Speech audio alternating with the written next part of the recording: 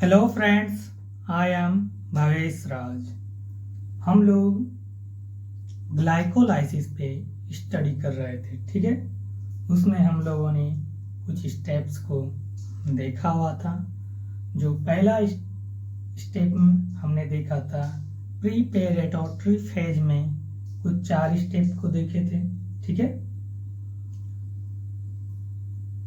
अब उनसे आगे जो हम लोग स्टेप स्टडी करेंगे, ठीक है, वो ऑक्सीडेटिव फेज में आएगा। पहला आपने देखा प्रीपेरेटोरी फेज में उन 4 स्टेप्स को। अब हम लोग जो देखेंगे आगे की ओर ऑक्सीडेटिव फेज में, अब ये सारे स्टेप्स आने वाले हैं, ठीक है। हमें जहाँ तक अंदाज है कि हमने ग्लाइकोलाइसिस के 4 स्टेप तक देख लिया था और चौथा स्टेप था क्लीवेज। अब हम लोग 5वें स्टेप की और आगे बढ़ेंगे। 5वें स्टेप है, ठीक है, फॉस्फोरिलेशंस एंड ऑक्सीडेटिव डिहाइड्रोजनेशंस, ठीक है। Glycolysis very very important parts है। जितना हो सके आप उसे प्रिपेयर करने का कोशिश करेंगे, ठीक है, जिनसे आपको एग्जाम्स में अच्छे मार्क्स मिल सकते हैं। आपका रिजल्ट बेहतर बन सकता है, ठीक है। ये बड़े एग्जाम्स के लिए इम्पोर्टेंट तो है ही, साथ में आप किसी और भी एग्जाम्स की तैयारी कर रहे हैं तो उसके लिए भी ये बहुत ही इम्पोर्टेंट है, ठीक है। तो हम लोग कोशिश करेंगे कि स्टेप बाय स्टेप ग्लाइकोलाइसिस को कंप्लीट डिस्कशंस के साथ सीख सकें, ठीक है। तो स्टेप 5 में हम लोग अभी जो स्टडी करेंगे वो है फॉस्फोरिलेशंस एंड ऑक्सीडेटिव ऑक्सीडेटिव डिहाइड्रोजनेशंस। स्टेप 5 में ये दो जो है ना, एक तो पहला फॉस्फोरिलेशंस और दूसरा ऑक्सीडेटिव डिहाइड्रोजनेशंस, दोनों प्रोसेस साथ ही हो रहा है। कह सकते हो कि कंबाइंड हो रहा है, ठीक है। फॉस्फोरिलेशंस भी हो रहा है और ऑक्सीडेटिव भी हो रहा है। तो इसलिए स्टेप 5 जो है ये ग्लाइकोलाइसिस का क्या हो जाता है, पहला स्टेप हो जाता है, जिसमें कि ऑक्सीडेटिव हो रहा है, ऑक्सीडेशंस हो रहा है। आप जानते हैं ऑक्सीडेटिव का मतलब होता है ऑक्सीडेशंस होना, और उसमें कुछ आपका एक्सेप्टर वर्क करेगा, जैसे NAD वर्क करेगा तो वो NADH और H+ आयंस को रिमूव करेगा, ठीक है। तो हम लोग आगे की ओर इसे स्टडी करेंगे। तो आइए जानते हैं कि स्टेप 5 जो है हम लोगों का वो है ग्लाइकोलाइसिस में, ठीक है। इन ग्लाइकोलाइसिस हमेशा याद रखना कि हम लोग ग्लाइकोलाइसिस में स्टडी कर रहे हैं, ठीक है। स्टेप 5 है फॉस्फोरिलेशंस एंड ऑक्सीडेटिव डिहाइड्रोजनेशंस। स्टेप 5 है, ठीक है। स्टेप 5 के पहले हमने आपको कुछ बताया कि हम लोग सेकेंड स्टेप पे स्टडी कर रहे हैं, ठीक है। पहला स्टेप था, आपको याद है, प्रीपेरेटोरी फेज, जिसमें 4 स्टेप्स आए थे, ठीक है। दूसरा स्टेप है स्टेप 2, ये रोमन वाले में लिख रहे थे ना। स्टेप 2 ये है ऑक्सीडेटिव फेज। क्या है? ऑक्सीडेटिव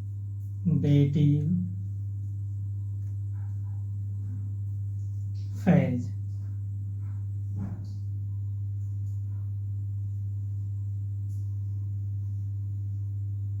ठीक है।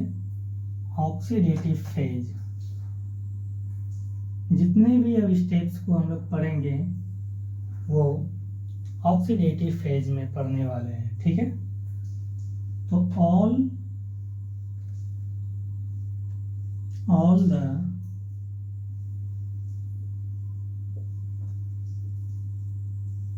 substituent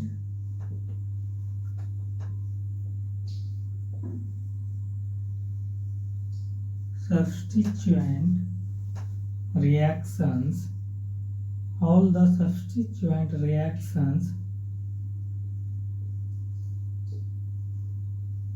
reactions must be in the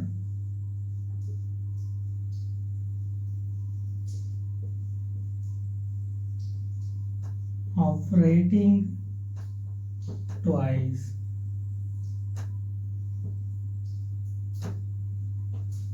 All the substituent reactions must be operating twice, ठीक है। All the substituent reactions must be considered as operating twice, ठीक है। ये भी चलेगा, must be considered,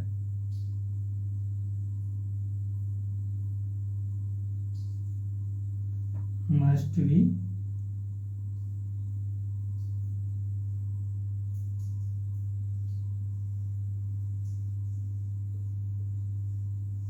considered as operating twice, ठीक है। All the substituent reactions must be considered as operating twice। ये इसलिए है कि सारे रिएक्शंस डबल होने वाले हैं। क्यों? क्योंकि जब हम लोगों ने क्लीवेज पढ़ा था स्टेप 4 में, हमने देखा था कि क्लीवेज होने पर हमारा जो प्रोडक्ट्स बन के आया था वो DHAP और PGAL बन के आया था। क्या क्या बन के आया था? DHAP आया था और PGAL बन के आया था। DHAP का फुल फॉर्म था डाइहाइड्रोक्सी एसीटोन फॉस्फेट। PGAL का फुल फॉर्म था 3-फॉस्फोग्लिसरल्डिहाइड या 3-फॉस्फोग्लिसरल्डिहाइड या ग्लिसरल्डिहाइड 3-फॉस्फेट, ठीक है। हमने देखा था कि ये जो हमारा फॉर्म्स हुआ था, ठीक है, ये फॉर्म्स जो हुआ था तो इसमें जो है ये DHAP जो है रेडियली चेंज हो गया था PGAL में, ठीक है। DHAP क्या हुआ था? रेडियली चेंज हो गया था PGAL में, ठीक है। तो हम लोगों ने कहा था कि DHAP जो है वो PGAL के इक्वल है। क्या था? PGAL के इक्वल था, ठीक है। तो PGAL के जो है वो DHAP के भी इक्वल होंगे, तो आप DHAP की जगह PGAL को लिख सकते हो, यानी PGAL इक्वल टू PGAL। तो हमारे पास कितने PGAL हो सकते हैं? हमारे पास 2 PGAL हो सकते हैं, ठीक है। ये 2 PGAL जो है हम लोग अभी जो यूज करेंगे सिर्फ 1 PGAL को यूज करेंगे, ठीक है। और ऑपरेटिंग ट्वाइस होने पर यही जो है 1 PGAL की जगह हम लोगों ने 2 PGAL को यूज जब होने वाला होगा तो हम बताएंगे कि 2 PGAL कैसे आया था, ठीक है।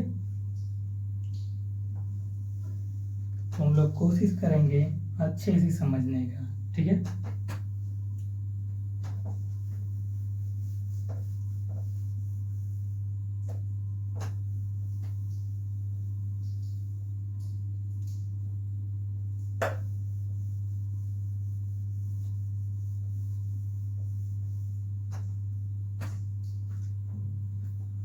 स्टेप सेकेंड है oxidative phase. All the substituent reactions must be consider as operating twice, ठीक है। हम लोग स्टेप 5 पर बात करेंगे। ठीक है, स्टेप 5 क्या है आप जान रहे हैं। अब जितने भी रिएक्शंस हम लोग स्टडी करेंगे वो सारे रिएक्शंस जो है ऑक्सीडेटिव फेज में आने वाला है। किस फेज में आने वाला है? तो ऑक्सीडेटिव फेज में आने वाला है। तो स्टेप 5 जो होगा, स्टेप 5, इस पे हम लोग स्टडी करेंगे। ठीक है, ग्लाइकोलाइसिस में स्टेप 5 है फॉस्फोरिलेशंस एंड ऑक्सीडेटिव डिहाइड्रोजनेशंस। ठीक है,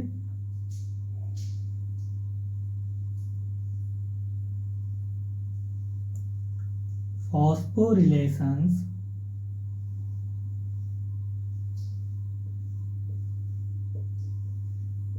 and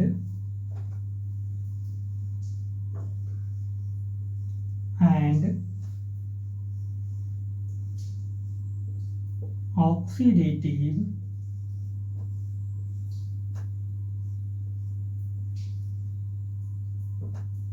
dehydrogenations। ठीक है,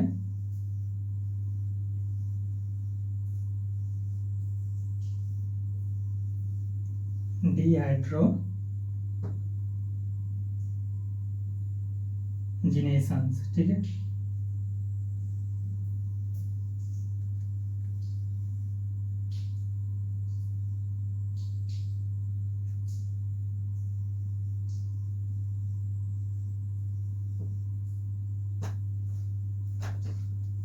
स्टेप 5 है फॉस्फोरिलेशंस एंड ऑक्सीडेटिव डिहाइड्रोजनेशंस। आइए इसको जानते हैं। ठीक है, यहां से लिखते हैं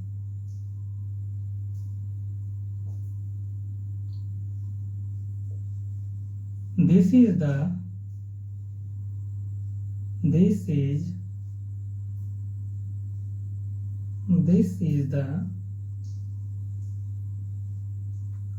first reactions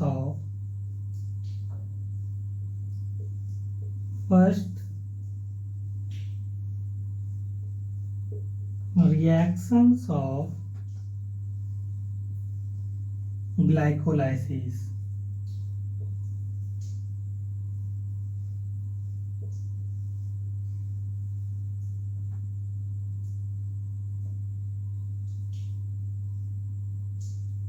This is the first reactions of glycolysis which yield enzymes PGAL molecules। ठीक है, which yield enzymes PGAL undergoes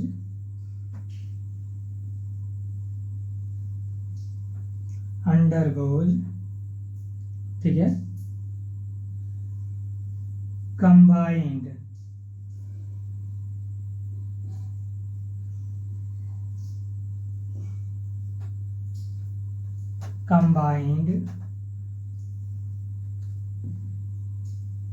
dehydrogenations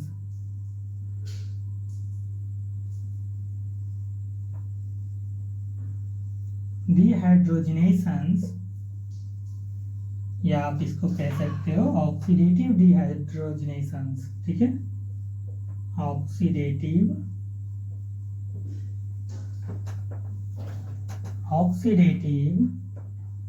डिहाइड्रोजनेशंस।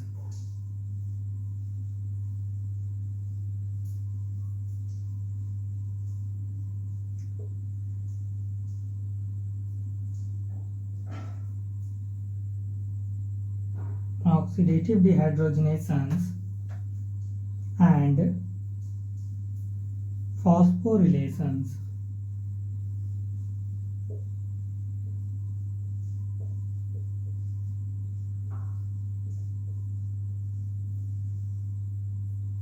reactions।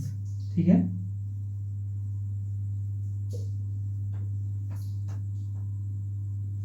PgAl molecules जो है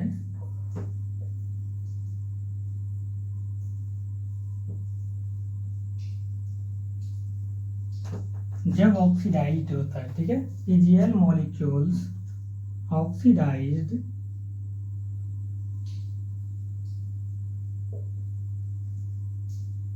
देन तब 1,3 die phospho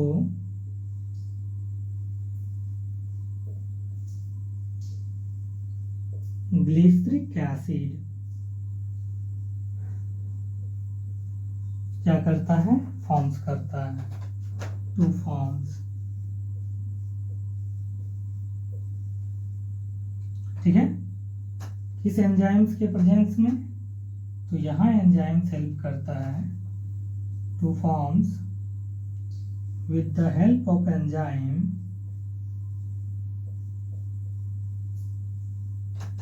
with the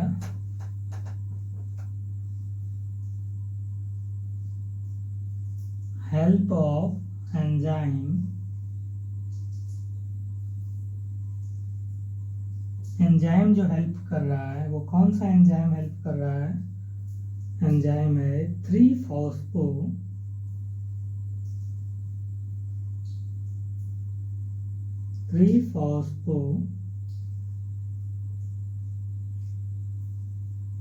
glyceraldehyde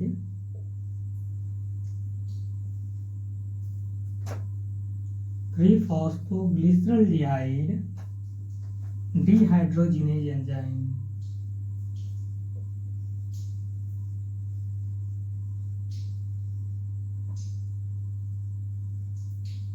या आप कह सकते हो dehydrogenases in the presence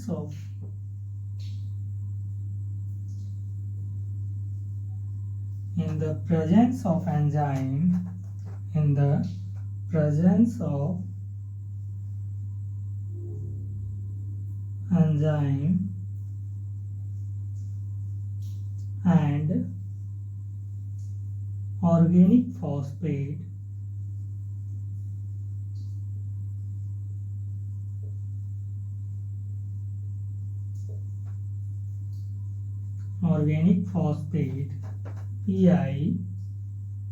PI से डिनोटेट करते हैं, ठीक है, एंड NAD+, ठीक है, जगह कम है, इतना समझ लेते हैं तब आगे जाएंगे। स्टेप 5 है फॉस्फोरिलेशंस एंड ऑक्सीडेटिव डिहाइड्रोजिनेशंस। ये पहला रिएक्शंस है, this is the first reactions, ये पहला रिएक्शंस है ग्लाइकोलाइसिस का। ये इसलिए पहला रिएक्शंस है क्योंकि इसमें ऑक्सीडेटिव हो रहा है, ठीक है, ऑक्सीडेटिव हो रहा है। अभी तक में हमने कहीं भी ग्लाइकोलाइसिस में, ठीक है, ऑक्सीडेटिव को नहीं देखा था। प्रीपेरेटरी फेज में जो 4 स्टेप हमने देखा उसमें कहीं भी ऑक्सीडेटिव नहीं हुआ था। इसीलिए जब हमने स्टेप 2 को देख रहा है, हम लोग जब स्टेप 2 को देख रहे हैं तो ऑक्सीडेटिव फेज में आ रहा है, ठीक है। अब जितने भी रिएक्शंस हम लोग स्टडी करेंगे वो ऑक्सीडेटिव फेज में आएगा, ठीक है। तो स्टेप 5 में हमने देखा फॉस्फोरिलेशंस एंड ऑक्सीडेटिव डिहाइड्रोजिनेशंस। इसमें जब ऑक्सीडेटिव हुआ, ऑक्सीडेशंस हुआ, तो ये तो पहला ही रिएक्शंस हुआ हमारा, ठीक है। तो इसीलिए कह रहे हैं कि स्टेप 5 जो है वो पहला ऑक्सीडेटिव रिएक्शंस होने वाला है, ठीक है। तो इसीलिए हमने स्टेप 5 को क्या कहा, स्टेप 5 मेरा क्या है, फॉस्फोरिलेशंस एंड ऑक्सीडेटिव डिहाइड्रोजिनेशंस, ठीक है। तो ये this is the first reactions of glycolysis, ये पहला रिएक्शन है ग्लाइकोलाइसिस का, विच यील्ड एंजाइम्स PgAl, ठीक है, जो कुछ एंजाइम्स भी बनाता है।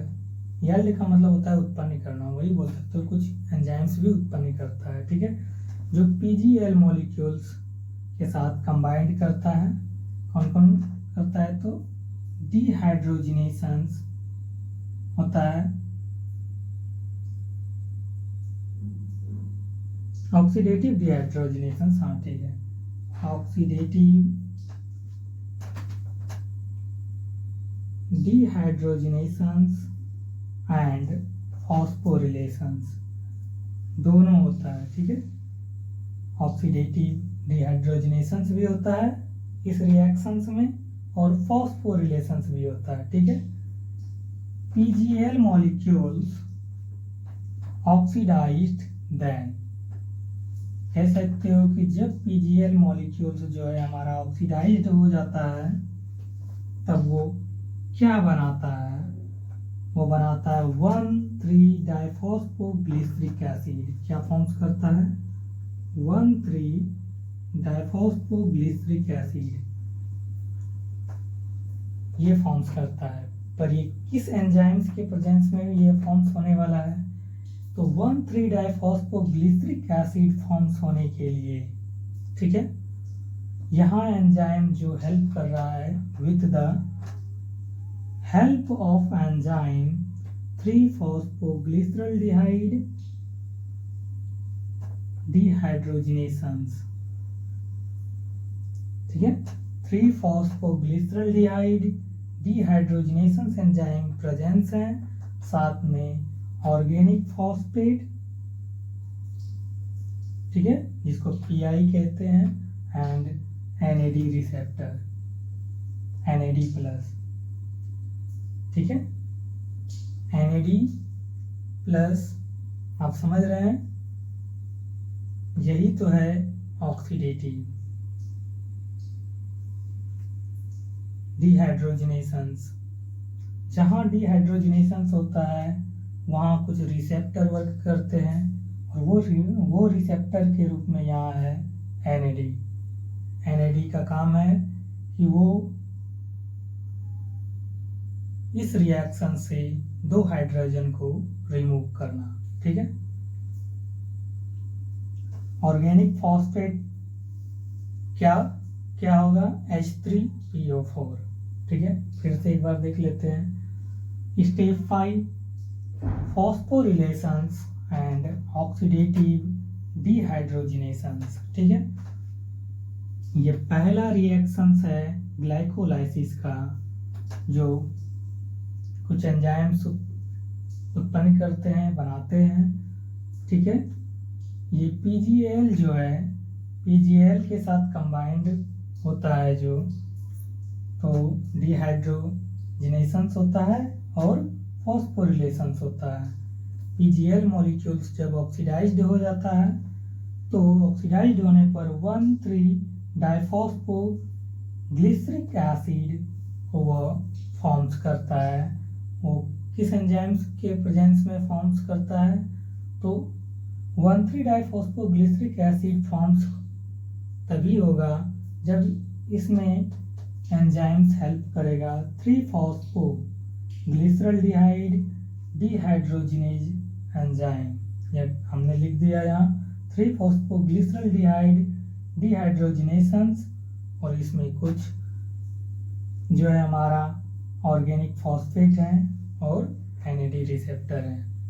इनके मदद से ही ये जो है पीजीएल मॉलिक्यूल से, जो हमारा ये पीजीएल मॉलिक्यूल्स है, इनसे वह चेंज होके बन जाता है 1,3-डाइफॉस्फोग्लिसरिक एसिड, ठीक है। और एक बार, चलो एक बार और, हमने कहा स्टेप 5 फॉस्फोरिलेशंस एंड ऑक्सीडेटिव डिहाइड्रोजिनेशंस। ये पहला रिएक्शन है ग्लाइकोलाइसिस का। This is the first reaction of glycolysis which yield enzymes PGAL undergoes combined dehydrations या oxidative डिहाइड्रोजिनेशंस।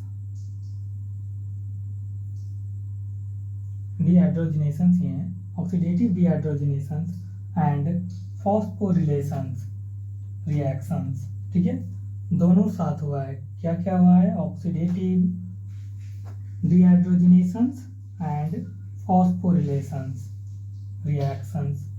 PGL molecules oxidized then 1,3-diphosphoglyceric acid to forms with the help of enzyme 3-phosphoglyceraldehyde dehydrogenases in the presence of enzyme organic phosphate PI and NAD receptor. हमने वही कहा कि ये जो है पहला reaction है ग्लाइकोलाइसिस का, ठीक है, जो इसमें कुछ एंजाइम्स बने हो रहे हैं। पीजीएल मॉलिक्यूल्स जो है इसमें ऑक्सीडेटिव डिहाइड्रोजनेशंस भी हो रहा है और साथ में फॉस्फोरिलेशंस भी हो रहा है, ठीक है। When PGL molecules is oxidized, जब PGL molecules हमारा ऑक्सीडाइज्ड होता है तब 1,3-डाइफॉस्फोग्लिसरिक एसिड को वह फॉर्म्स कर देता है, और ये फॉर्म्स होने में जो एंजाइम्स हेल्प कर रहा है वो एंजाइम्स है 3-फॉस्फोग्लिसरल डिहाइड्रोजनेशंस, ठीक है, या आप इसको कह सकते हो 3-फॉस्फोग्लिसरल डिहाइड्रोजिनेज एंजाइम्स, साथ में ऑर्गेनिक फॉस्फेट और NAD प्रेजेंट्स होते हैं, ठीक है। तो इनसे आगे बढ़ते हैं हम लोग।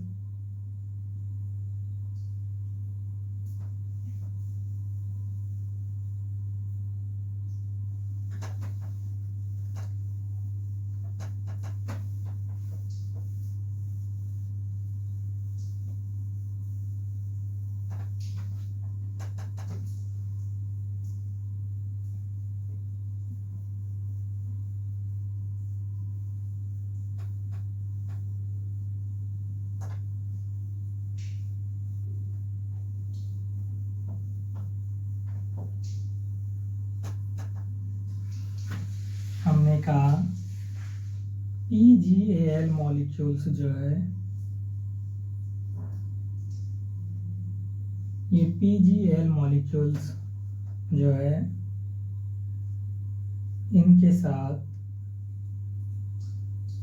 ऑर्गेनिक फॉस्फेट PI जो है ऑर्गेनिक फॉस्फेट के रूप में आएगा H3PO4,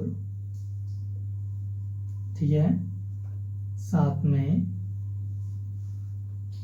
ऑक्सीडेटिव डिहाइड्रोजनेशन हुआ है तो NAD, ठीक है, NAD प्लस, ठीक है, NAD प्रेजेंस ऑफ एंजाइम, इस एंजाइम्स के प्रेजेंस में तो 3-फॉस्फो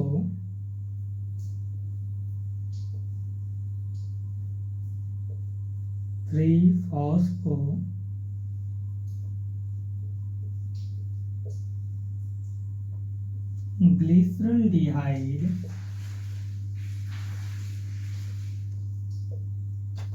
dehydrogenase enzymes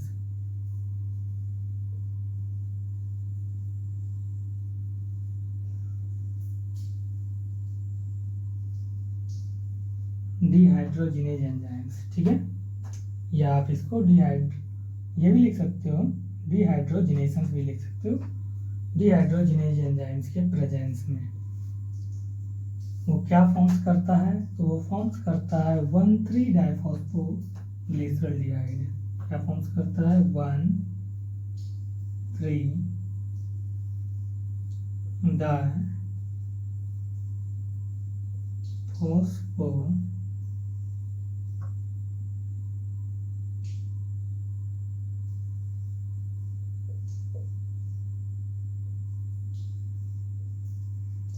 glyceric acid,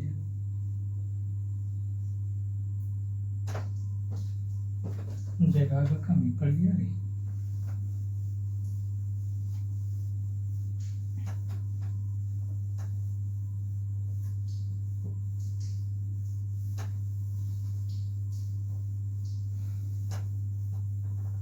glyceric acid साथ में NaDH2 या कह सकते हो NaDH और H प्लस आयन। ठीक है, आपने देखा कि PgAl जो है, ठीक है, ऑर्गेनिक फॉस्फेट H3PO4 और NAD, ठीक है, ये सब आपस में क्या कर रहे हैं, रिएक्ट कर रहे हैं। Presence of enzyme three phosphoglyceraldehyde dehydrogenase enzymes के प्रेजेंस में, ठीक है, वो 1,3-डाइफॉस्फो ग्लिसरिक एसिड और साथ में NaDH और H प्लस आयंस को बनाता है। ठीक है, आप कह सकते हो कि PgAl मॉलिक्यूल्स जो है हमारा, जब वो ऑक्सीडाइज्ड हुआ, ठीक है, तब वो 1,3-डाइफॉस्फोग्लिसरिक एसिड को फॉर्म्स किया। ठीक है, इसको फॉर्म्स किया। PgAl मॉलिक्यूल्स जब हमारा ऑक्सीडाइज्ड हुआ तो 1,3-डाइफॉस्फोग्लिसरिक एसिड को फॉर्म्स किया।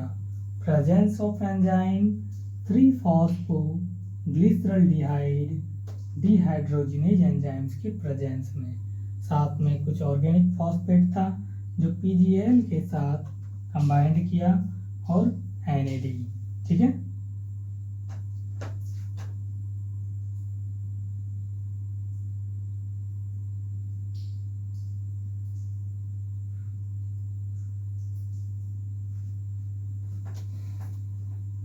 डन। इस रिएक्शंस में क्या हो रहा है, इन दिस रिएक्शंस, इस रिएक्शंस में जो हो रहा है, ठीक है, क्या हो रहा है,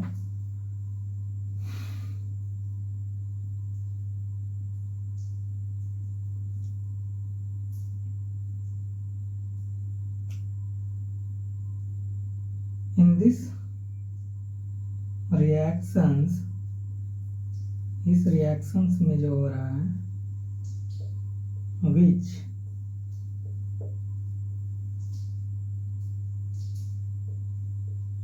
yield enzymes,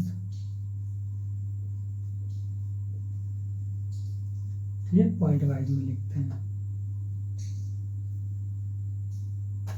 In this reactions which yield enzymes, 2 electrons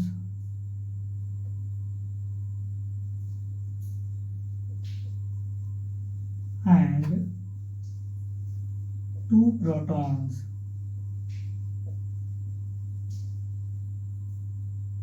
ठीक है, ये क्या कर रहा है, इस रिएक्शंस में 2 इलेक्ट्रॉन्स और 2 प्रोटॉन्स उत्पन्न कर रहा है। ठीक है,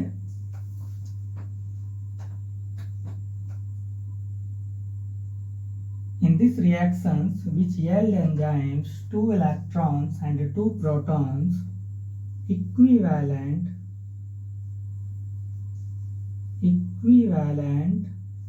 to 2 hydrogens atom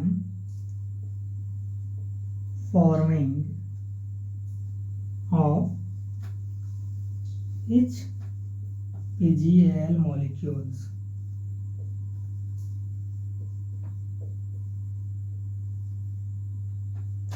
each PgAl molecules, PgAl का फुल फॉर्म आपको तो पता ही है,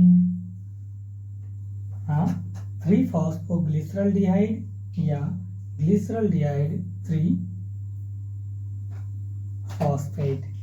ठीक है, equivalent to 2 hydrogen forming of each PgAl molecules, प्रत्येक PgAl मॉलिक्यूल्स जो है 2 हाइड्रोजन एटम्स के इक्वल है। ठीक है,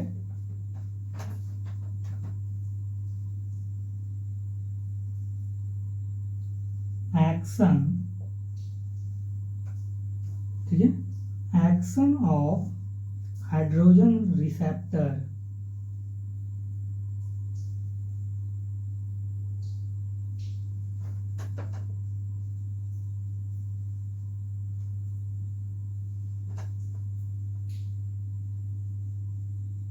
रिसेप्टर।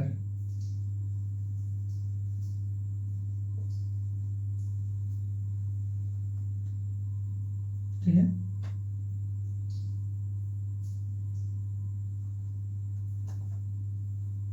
अच्छा से लिखते हैं, अच्छा नहीं लग रहा है।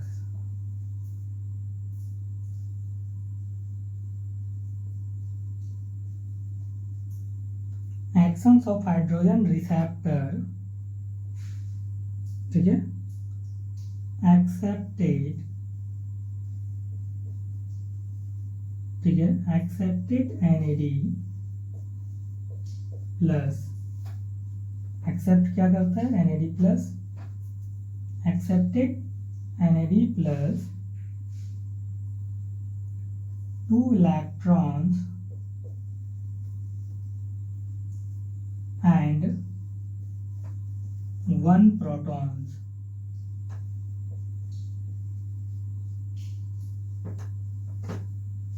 क्या क्या एक्सेप्ट कर रहा है, 2 इलेक्ट्रॉन्स और 1 प्रोटॉन्स को,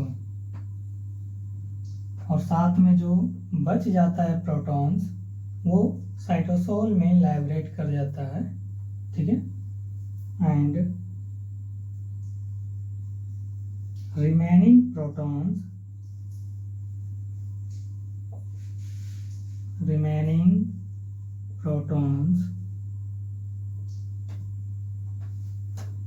being librate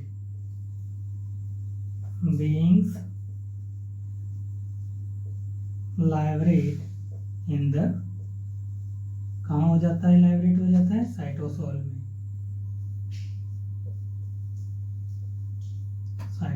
में, एंड NAD जो है, NAD प्लस रिमूव करता है, क्या करता है, NADH और H प्लस आयन को,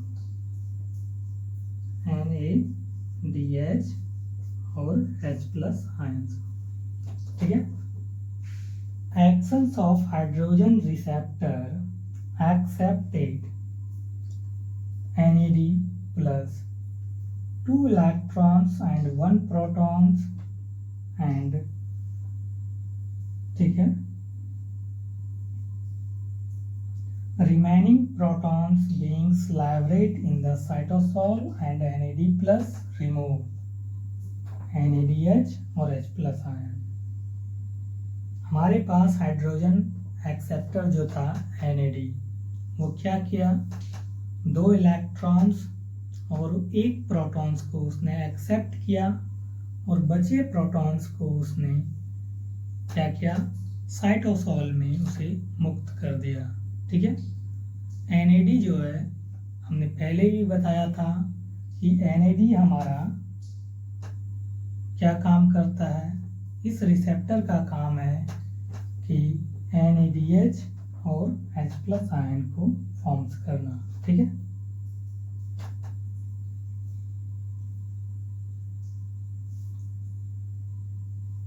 तो हम लोगों ने देखा कि हम लोग जब एक PGL के साथ, ठीक है, यूज किए तो हमारा ये रिएक्शंस फॉर्म हुआ, जबकि आप जानते हैं कि स्टेप 4 में जब क्लीवेज हुआ था, ठीक है, क्लीवेज होने पर वो फॉर्म्स किया था 2 PGL को, मतलब एक था DHAP और एक था PGL। आप देख सकते हैं, पहले भी हमने बताया था कि DHAP जो था हमारा वो रेडियली चेंज हो गया था PGL मॉलिक्यूल्स में। ठीक है, तो हमारे पास 2 PGL था, तो हमने एक PGL पे जब स्टडी किया तो हमारा ये रिएक्शंस फॉर्म हुआ। सोचो यदि सपोज करो कि ये 2 PGL होता तो क्या हो सकता था। ठीक है, तो हम लोग इनसे आगे अब स्टडी कर रहे हैं।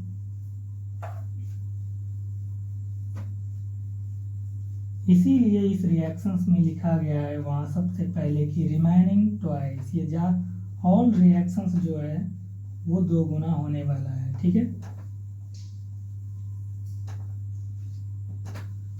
आपने अभी जो इन लाइंस को लिखा है इनके बाद आपको लिखना है। ठीक है, हमारे पास एक PGL को हमने यूज किया है, ठीक है।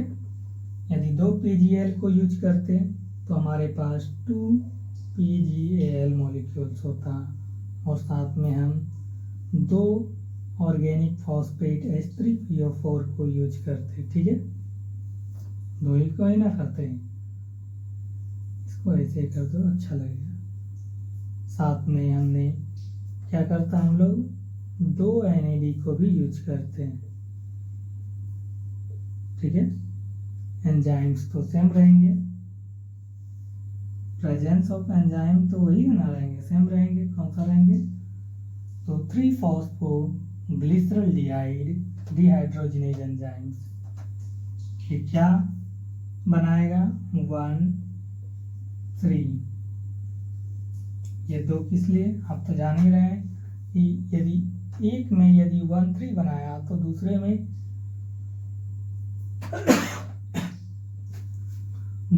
भी वो क्या बनाएगा, 2 बार 1,3 बनाएगा। अरे यदि हम 2 PGL लिए, एक PGL में ये एक बार 1,3 डाइफॉस्फोग्लिसरिक एसिड बनाया, यदि 2 PGL होता तो वो 2 बार 1,3 डाइफॉस्फोग्लिसरिक एसिड बनाता, तो हम लोग लिख देते हैं 2। कितने बार बनाता, वो 2 बार बनाता, 1,3 डाइफॉस्फोग्लिसरिक एसिड।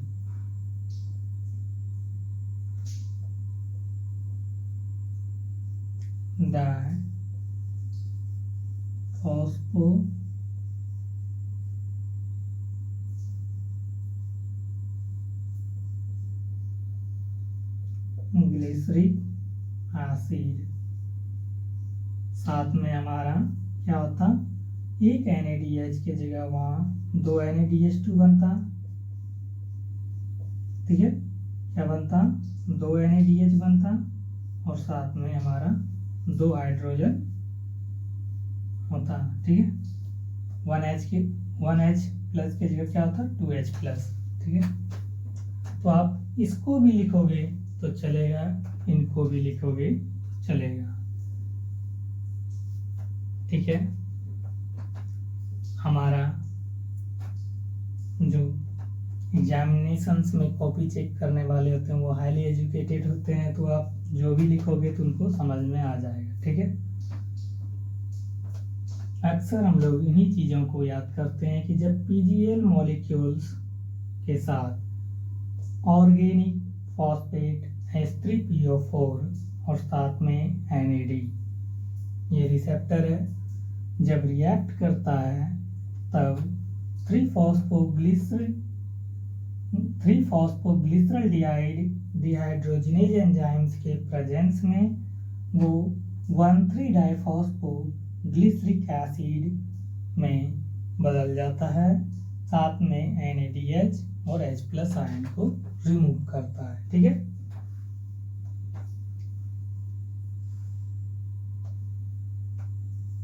ये 2 PGL आप समझ रहे हैं क्यों लिखा गया है, क्योंकि हमारे पास 2 PGL मॉलिक्यूल्स हैं, ठीक है। 2 PGL मॉलिक्यूल्स के साथ हमारे पास 2 ऑर्गेनिक फॉस्फेट और 2 NAD आपस में ये रिएक्ट कर रहे हैं, ठीक है। प्रेजेंस ऑफ एंजाइम 3-फॉस्फोग्लिसरिक या कह सकते हो 3-फॉस्फोग्लिसरल्डिहाइड डिहाइड्रोजिनेज एंजाइम्स। कौन सा एंजाइम्स, 3-फॉस्फोग्लिसरल्डिहाइड डिहाइड्रोजिनेज एंजाइम्स के प्रेजेंस में वो फॉर्म्स करता है 1,3 डाइफॉस्फोग्लिसरिक एसिड, ये 2 है, मतलब ये 2 बार बना रहा है, ठीक है। साथ में 2 NADH और 2 हाइड्रोजन को रिमूव कर रहा है। ये कब करेगा, जब आप 2 PGL को लोगे, ठीक है।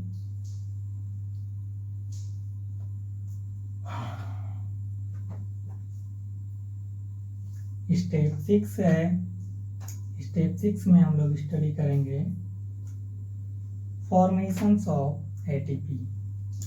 आप 1,3 डाइफॉस्फोग्लिसरिक एसिड जो है हमारा डाइफॉस्फोग्लिसरिक एसिड को, ठीक है, शॉर्ट में आप इसको भी लिख लिख सकते हो DPGA,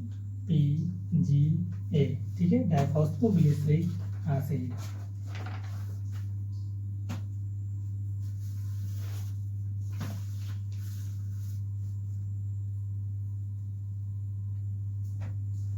इसको शॉर्ट में और लिखना चाहो तो आप इसको लिख सकते हो, या इस हिस्से को बता रहे हैं, ठीक है, इस हिस्से को, या 2,1,3 DPGA डाइफॉस्फोग्लिसरिक एसिड, ठीक है, साथ में 2 NADH और 2 हाइड्रोजन आयन, ठीक है, ये लिख सकते हो।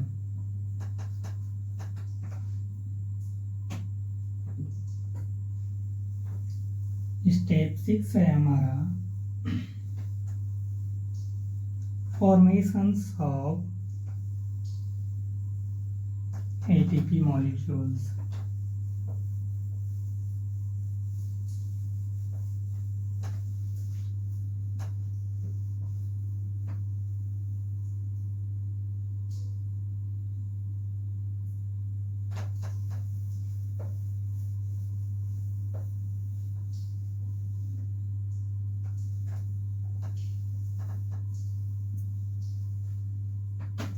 स्टेप 6 है फॉर्मेशन ऑफ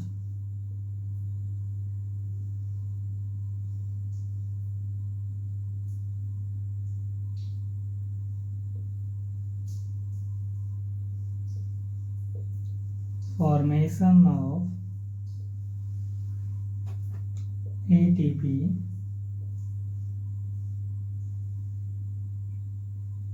फॉर्म्स होता है, ठीक है,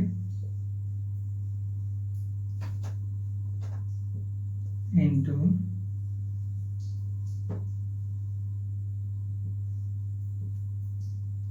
1,3, ठीक है, 1,3 1,3 लिखो, 1,3 DPGA, ठीक है, जगह कम है इसीलिए लिख देते हैं DPGA, मतलब 1,3 डाइफॉस्फोग्लिसरिक एसिड, ठीक है, 1,3 डाइफॉस्फोग्लिसरिक एसिड। हम लोग स्टेप 6 में जो है देखेंगे फॉर्मेशंस ऑफ ATP, कैसे ATP का फॉर्मेशन होता है। जब भी दिमाग में आए कि ATP का फॉर्मेशन हो रहा है, तो ATP का फॉर्मेशन तभी होगा जब उसमें ADP मॉलिक्यूल्स रिएक्ट करेगा। कोई भी रिएक्टेंट में जब ADP मॉलिक्यूल्स रिएक्ट करता है तभी वो प्रोडक्ट्स में ATP को फॉर्म कर सकता है, ठीक है। तो हम लोग जानते हैं कि स्टेप 6 में कैसे ATP का फॉर्मेशन हुआ है, ठीक है, कैसे ATP फॉर्म्स किया है, ठीक है। हम कह रहे हैं 1,3 DPGA, समझ में आया 1,3 DPGA क्या है। तो 1,3 डाइफॉस्फोग्लिसरिक एसिड पूरा लिख देते हैं, 1,3 डाइफॉस्फोग्लिसरिक एसिड, ठीक है, 1,3 diphosphoglyceric acid is high energy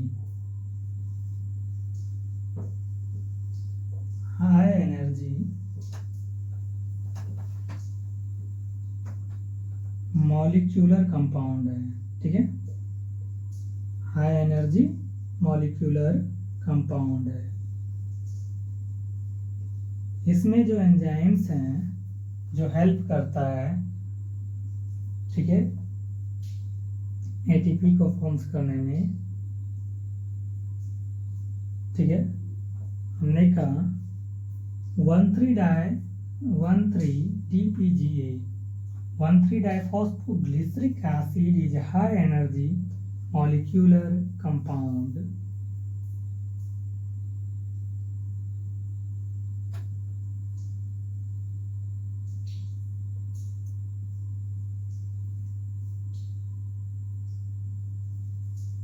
ठीक है, molecular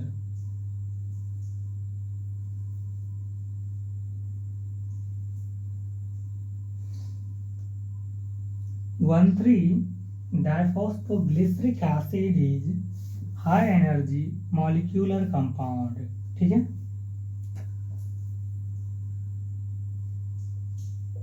the enzymes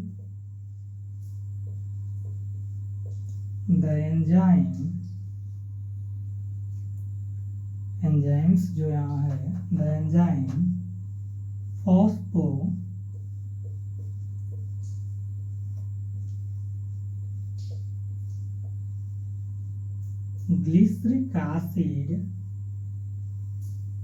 phosphoglyceric acid kinase.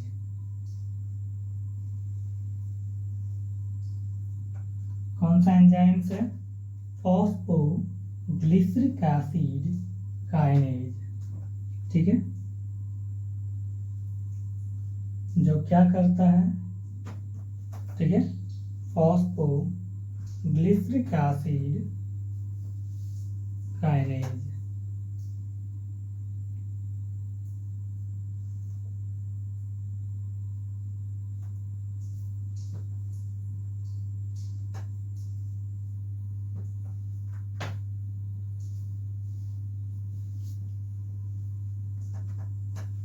The enzyme phosphoglyceric acid kinase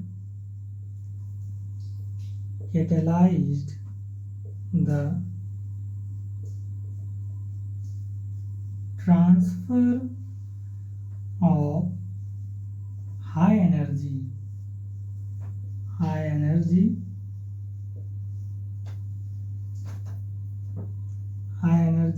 phosphate bond।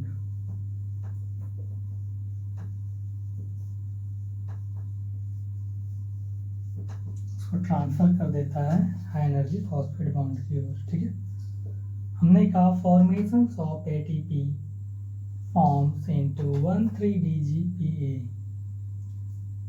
Step 6 है फॉर्मेशंस ऑफ एटीपी जो फॉर्म्स करता है, किनसे करता है? तो 1,3-डाइफॉस्फोग्लिसरिक एसिड से। ठीक है, हमने कहा 1,3-डाइफॉस्फोग्लिसरिक एसिड ये क्या है? हाई एनर्जी मॉलिक्यूलर कंपाउंड है। ठीक है, क्या है? हाई एनर्जी मॉलिक्यूलर कंपाउंड है। इसमें एंजाइम जो है प्रेजेंट्स हैं phosphoglyceric acid kinase. Phosphoglyceric acid kinase के ही प्रेजेंस में, ठीक है, 1,3-DGPA मॉलिक्यूल्स, इनके साथ एडीपी जब रिएक्ट करता है तब फॉस्फोग्लिसरिक एसिड काइनेज के प्रेजेंस में वो 3-फॉस्फोग्लिसरल्डिहाइड के साथ वो एटीपी का फॉर्मेशन करता है। ठीक है, catalysed the transfers of high energy phosphate bond. वो क्या करता है? हाई एनर्जी मतलब ये एंजाइम्स जो है फॉस्फोग्लिसरिक एसिड जो है वो उसको हाई एनर्जी फॉस्फेट बॉन्ड की ओर उसको ट्रांसफर कर देता है। ठीक है, हमने कहा कि 1,3-डाइफॉस्फो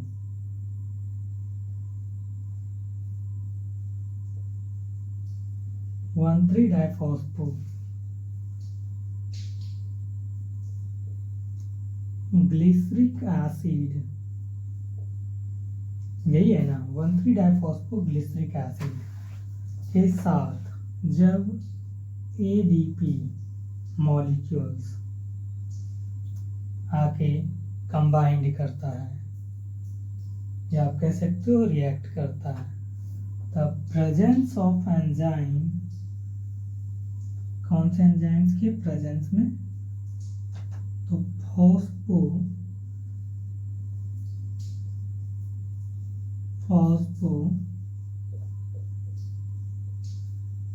ग्लिसरिक एसिड काइनेज,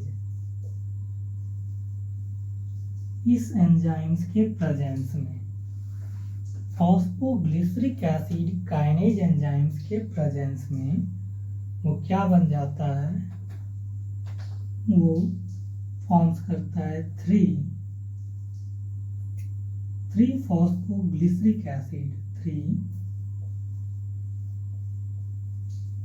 3-फॉस्फो, ठीक है, 3-फॉस्फो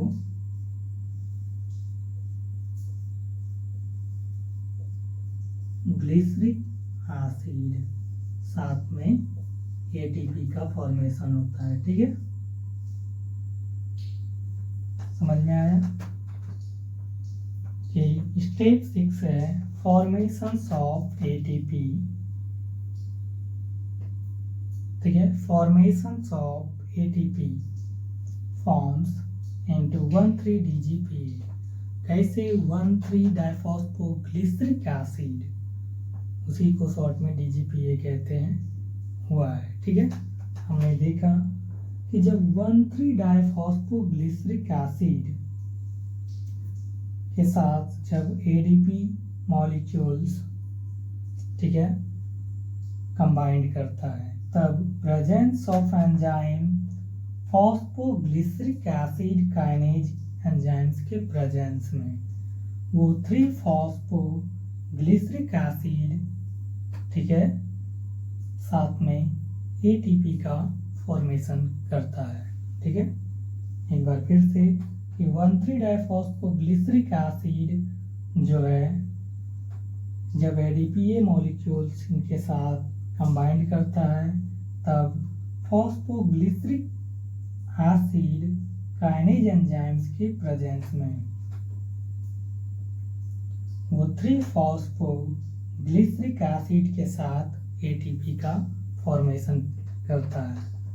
आप जानते हो कि ये रिएक्शन ट्वाइस है, क्योंकि हमने 1,3-डाइफॉस्फोग्लिसरिक एसिड को लिया, हमने एक ही लिया, जबकि आपको पता है कि जब हमने स्टेप 5 पढ़ा था तो उसमें 2 1,3-डाइफॉस्फोग्लिसरिक एसिड प्रेजेंस हुआ है। तो आप एक लिखो, आप ये भी लिख सकते हो या इनके आगे 2 भी लगा सकते हो, आप उसको भी लगा के दिखा देते हैं। ठीक है, जब इसमें क्या हो रहा है, इस रिएक्शंस में ADP मॉलिक्यूल्स जब डाइफॉस्फोग्लिसरिक एसिड 1,3-डाइफॉस्फोग्लिसरिक एसिड के साथ कंबाइंड कर रहा है, तो वह ATP का फॉर्मेशन कर रहा है। ठीक है,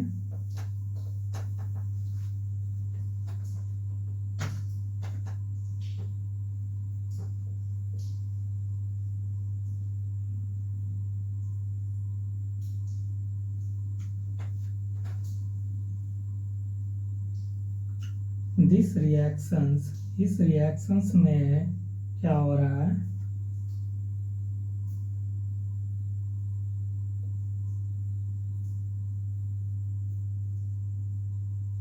इस रिएक्शंस में क्या हो रहा है कि एसिड जो है, ठीक है, एसिड 2-ADP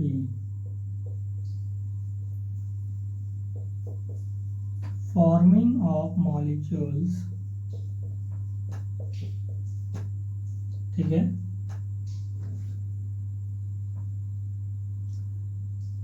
इस रिएक्शंस में एसिड जो है 2-ADP फॉर्मिंग कर रहा है, forming of molecules each 3-phospho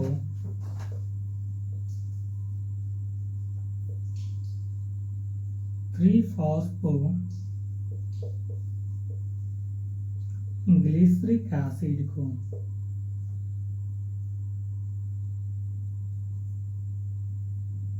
यार जल्दीबाजी में कुछ छोड़िए, अच्छे से लिखो, 3-phospho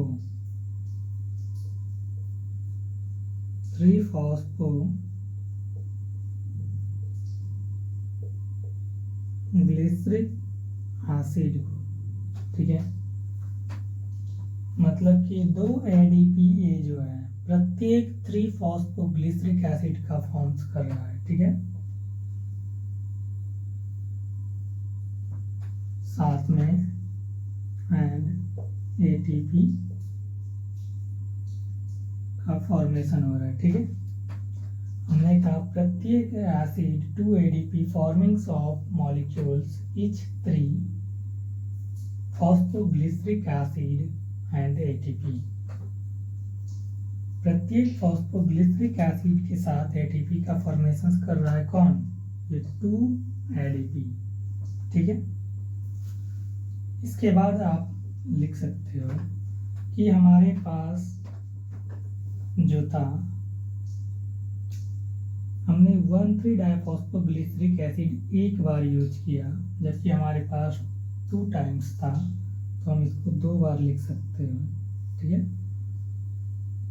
2 बार लिख सकते हैं 1,3-डाइफॉस्फोग्लिसरिक एसिड, तो 2 बार हम ADP को भी लिख सकते हैं, 2 ADP, ठीक है। तो फॉस्फोग्लिसरिक एसिड काइनेज एंजाइम्स के प्रेजेंस में वो क्या फॉर्म्स करेगा? 2 बार फॉर्म्स करेगा 3-phosphoglyceric एसिड और साथ में 2 ATP का फॉर्मेशन करेगा, ठीक है। ये इसलिए दिखा रहे हैं कि आपको बुक्स में भी 2 के ब्रैकेट में 3-phosphoglyceric एसिड के साथ ATP का फॉर्मेशन होता हुआ दिखेगा, ठीक है। याद करने के लिए आप 1,3-डाइफॉस्फोग्लिसरिक एसिड को ही याद करेंगे, ठीक है।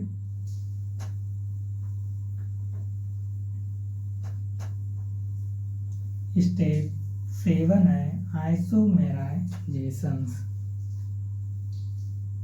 ठीक है। स्टेप 7 में हम लोग देखेंगे आइसोमेराइजेशंस।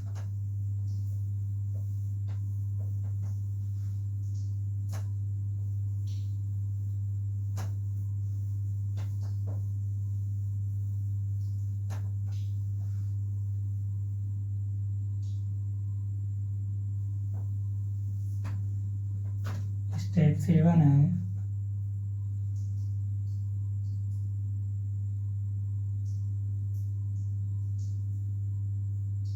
ठीक है। स्टेप 7 क्या है?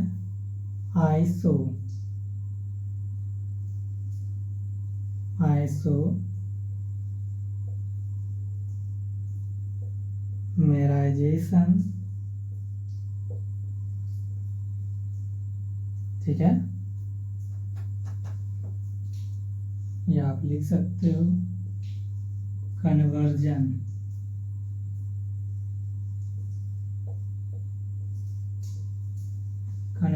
ऑफ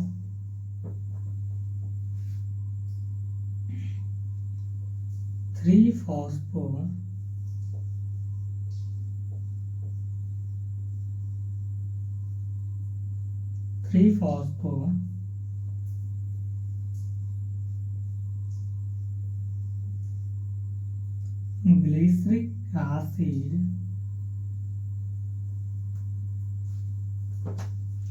into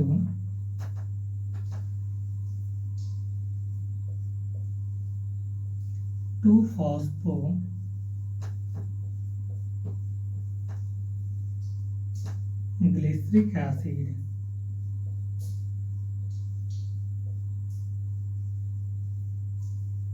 आप कन्वर्जन देख सकते हो 3-phosphoglyceric acid into 2-phosphoglyceric acid। Step 7 है आइसोमेराइजेशंस, ठीक है, आइसोमेराइजेशंस, ठीक है, उसमें देखेंगे हम लोग conversion of three phosphoglyceric acid into two phosphoglyceric acid. कैसे 3-फॉस्फोग्लिसरिक एसिड से 2-फॉस्फोग्लिसरिक एसिड फॉर्म्स हुआ है, ठीक है। तो यहाँ जो एंजाइम्स प्रेजेंस हैं, जो 3-फॉस्फोग्लिसरिक एसिड को 2-फॉस्फोग्लिसरिक एसिड में फॉर्म्स कर रहा है, बना रहा है, वो एंजाइम्स प्रेजेंस हैं फॉस्फो, ठीक है, ग्लिसरो म्यूटेज, कह सकते हो द एंजाइम्स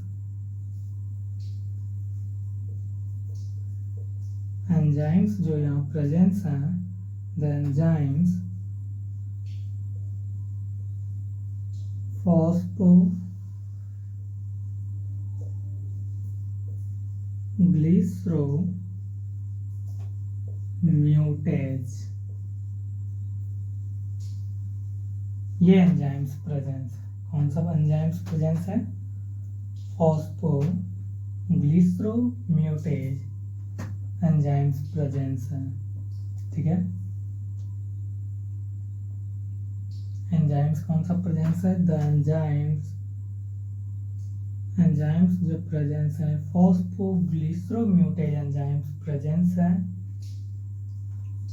जो 3-फॉस्फोग्लिसरिक एसिड को वह कंप्लीट रूप से 2-फॉस्फोग्लिसरिक एसिड में चेंज कर रहा है, ठीक है।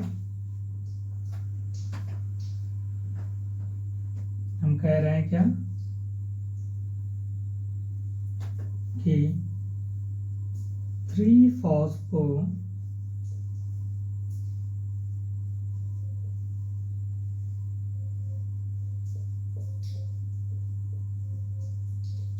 Glyceric acid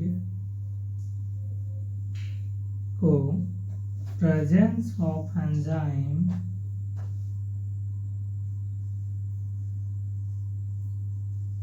phospho glycero mutase, इस एंजाइम्स के प्रेजेंस में वो क्या फॉर्म्स कर रहा है? वो फॉर्म्स कर रहा है 2-फॉस्फो, ठीक है,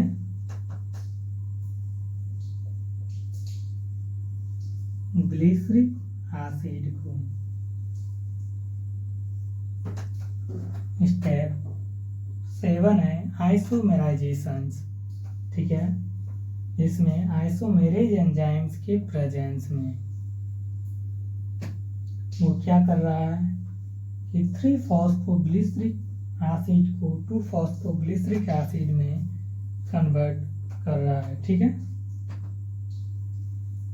तो हमने देखा कि जब हमने देखा conversion of three phosphoglyceric acid into two phosphoglyceric acid कैसे फॉर्म्स हो रहा है, तो presence of enzyme phosphoglycero mutase के प्रेजेंस में 3-फॉस्फोग्लिसरिक एसिड से वो कंप्लीटली रूप से फॉर्म्स कर रहा है 2-फॉस्फोग्लिसरिक एसिड, ठीक है।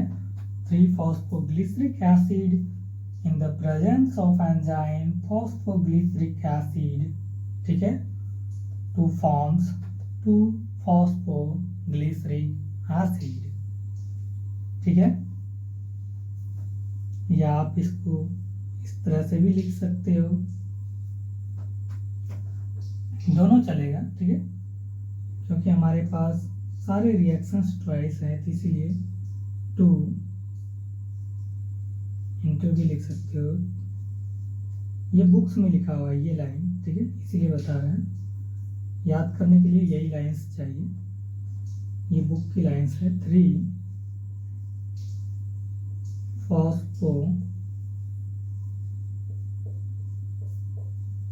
ग्लिसरिक एसिड, ठीक है, फॉस्फो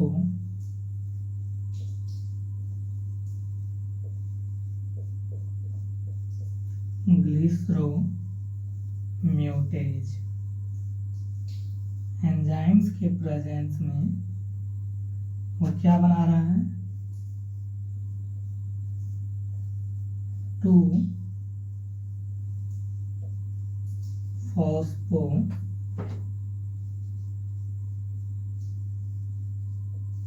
ग्लिसरिक एसिड को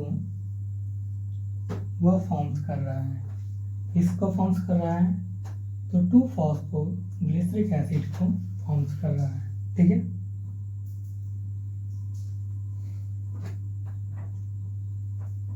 स्टेप 8 देखेंगे हम लोग, जिसमें क्या होता है, डिहाइड्रोजनेशन होता है, ठीक है।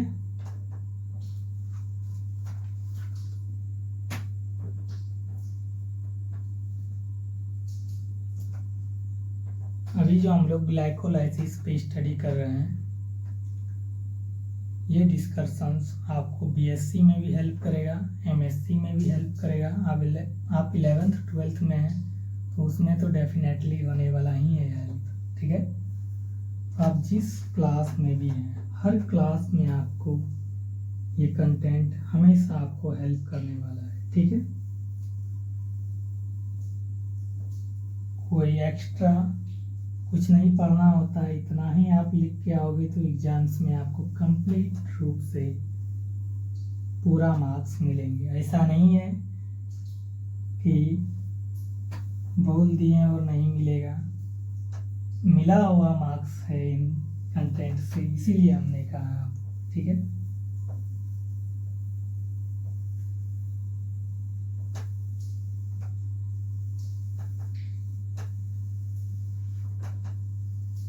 स्टेप 8 है,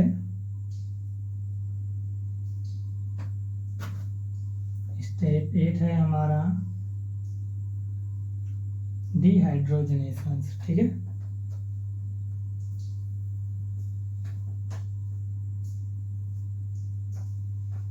स्टेप 8 में हम लोग पढ़ेंगे, सॉरी डिहाइड्रेशन को पढ़ेंगे, ध्यान किधर होता है,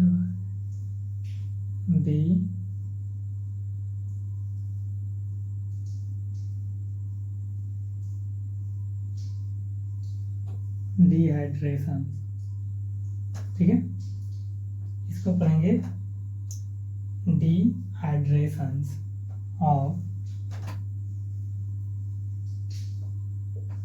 2-फॉस्फो, अभी क्या हमारा बना, 2-फॉस्फो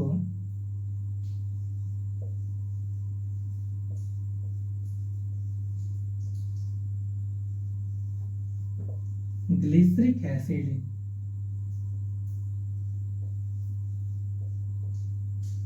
ग्लिसरिक एसिड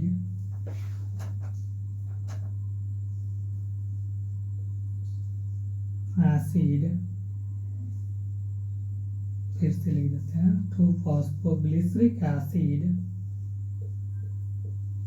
इनटू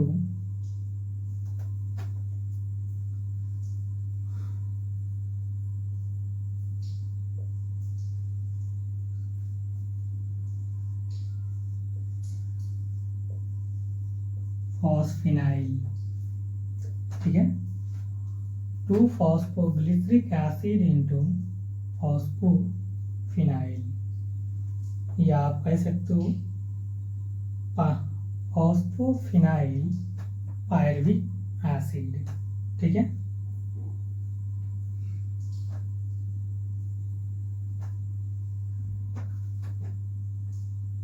इतना ही लिखो, ठीक रहेगा। हम लोग डिहाइड्रेशंस देख रहे हैं, किस में देख रहे हैं, तो डिहाइड्रेशंस देख रहे हैं 2-फॉस्फोग्लिसरिक एसिड में, हम लोग डिहाइड्रेशंस देख रहे हैं 2-फॉस्फोग्लिसरिक एसिड में, ठीक है।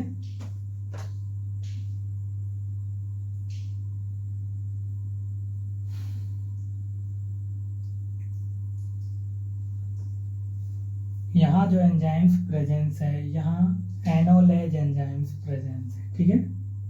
द एंजाइम, कौन सा एंजाइम प्रेजेंस है? एनोलेज एंजाइम प्रेजेंस है, एनोलेज ये एंजाइम्स प्रेजेंस, ठीक है। द एंजाइम्स एनोलेज, ठीक है।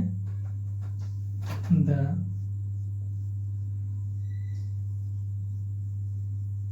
catalyzed of dehydrations of, इसमें हुआ है तो 2-फॉस्फो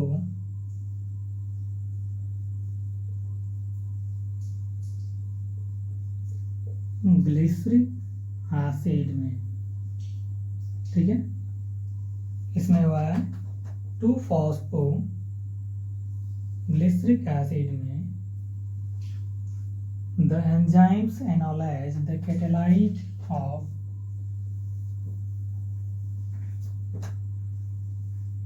डिहाइड्रोजिनेशन, ठीक है, डिहाइड्रोजिनेशंस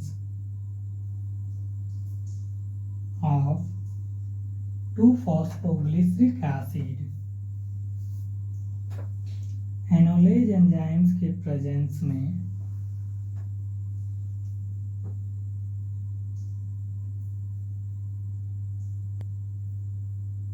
हमने कहा द एंजाइम्स एनोलेज एंजाइम्स के प्रेजेंस में डिहाइड्रेशंस होता है, डिहाइड्रोजिनेशंस होता है 2-फॉस्फोग्लिसरिक एसिड में, ठीक है। The enzyme enolase the catalyst of dehydrogenations of two phosphoglyceric acid, ठीक है। एनोलेज एंजाइम्स के प्रेजेंस में डिहाइड्रेशंस हो रहा है हमारा, सॉरी डिहाइड्रोजिनेशंस हो रहा है हमारा 2-फॉस्फोग्लिसरिक एसिड में, ठीक है। और ये रिजल्ट्स जो फॉर्म्स कर रहा है, क्या फॉर्म्स कर रहा है, ठीक है,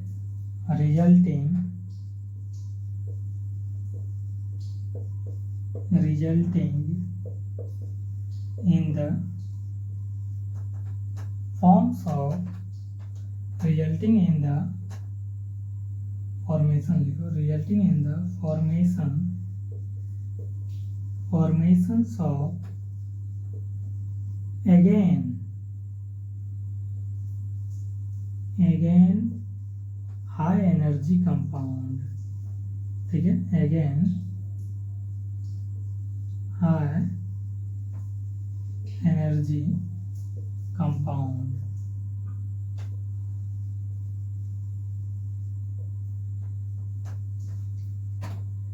हाई एनर्जी कंपाउंड अगेन क्यों लिखे? क्योंकि एक बार पहले भी हमारा हाई एनर्जी कंपाउंड वो फॉस्फेट बॉन्ड पे अटैच्ड हो चुका था, इसलिए वो दोबारा हो रहा है। Resulting in the formation of again high energy compound को वो फॉर्म्स कर रहा है, ठीक है, वो फॉर्म्स करके बना रहा है फॉस्फो, क्या बना रहा है?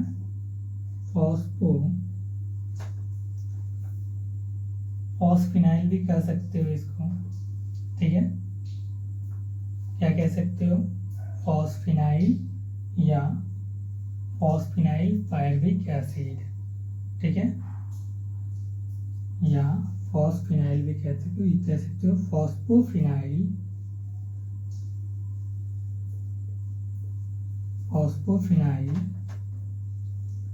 फॉस्फोफिनाइल को ही एक साथ जोड़ के लिखा गया है फॉस्फिनाइल,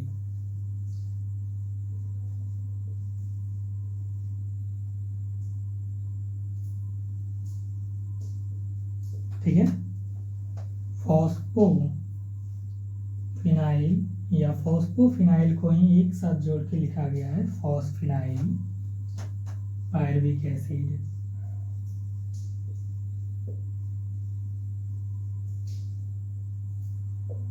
ठीक है। स्टेप 8 में डिहाइड्रेशन हो रहा है,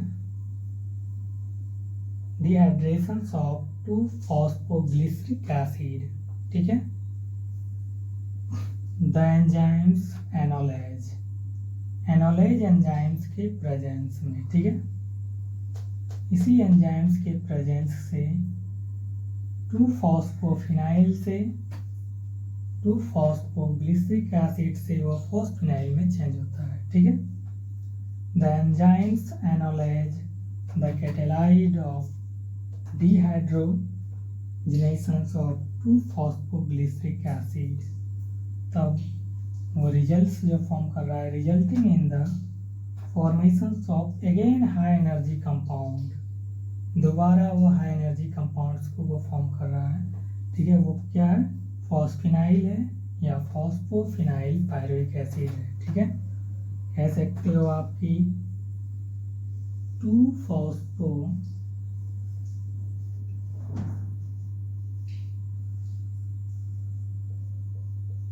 ग्लिसरिक एसिड जो है एनोलेज एंजाइम्स के प्रेजेंस में। ठीक है। कौन से एंजाइम्स के प्रेजेंस में, तो एनोलेज एंजाइम्स के प्रेजेंस में वो क्या फॉर्म्स कर रहा है, तो फॉस्फोफिनाइल, या इसको हम लिख सकते हैं फॉस्फिनाइल। वो फॉस्फिनाइल को फॉर्म्स कर रहा है। ठीक है।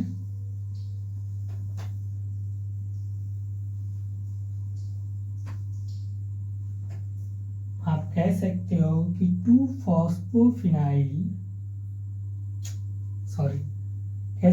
2-फॉस्फोग्लिसरिक एसिड एनोलेज एंजाइम्स के प्रेजेंस में फॉस्फिनाइल को फॉर्म्स करता है। फिर से स्टेप 8 में क्या हो रहा है कि 2-फॉस्फोग्लिसरिक एसिड जो है एनोलेज एंजाइम्स के प्रेजेंस में वो फॉस्फोफिनाइल में चेंज हो जाता है। ठीक है। इसके बाद स्टेप 9 है जिसमें एटीपी का फॉर्मेशन हो रहा है और साथ में वो पायरुविक एसिड को फॉर्म्स कर रहा है। तो वो हमारा अंतिम स्टेप होगा। ठीक है। वो स्टेप क्या होगा, अंतिम स्टेप होगा जो ग्लाइकोलाइसिस का 9 स्टेप होगा। ठीक है। तो हम लोग उसको कल स्टडी करेंगे। तो आई होप ये जो कुछ स्टेप हम लोगों ने सीखा आपको समझ में आया होगा। Thank you so much.